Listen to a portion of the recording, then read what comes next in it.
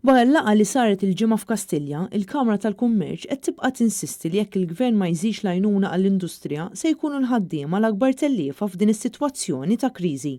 Hekk intqal fi stqarrija maħruġa mill-Kamra tal-Kummerċ wara li l-ġimgħa il-Prim Ministru laqgħa lill-imsieħba soċjali f'żewġ laqgħat separati u allura l-korpi kostitwiti ma kinux flimkien imma nqasmu f'żewġ gruppi. Net News kien diġà żvela li laqgħa urġenti li kellha ssir il-ġimgħa fl-4 ta' nofsinhar f'Kastilja bejn il-Gvern u l-MCSD tħassret meta diversi rappreżentanti tal-unions kienu diġà qed jistennew biex jidħlu fl-uffiċċju tal-Prim Ministru. Iżda malli dan il-fatt sar magħruf, il-Gvern spiċċa reġa' sejjaħ lura lill-unions għal-laqgħa fis-6 ta' filgħaxija. Fost imsieħba soċjali li deru deħlin Kastilja kien hemm l-uffiċjali tal-Assoċjazzjoni Medika Maltija, il-UHM Voice of the Workers, tal-General Workers Union u l-Union tal-Għalliema. Min-naħa tagħha il-Kamra tal-Kummerċ qalet li se tagħmel minn kollox biex in-negozji jissuperaw dan il-mument diffiċli.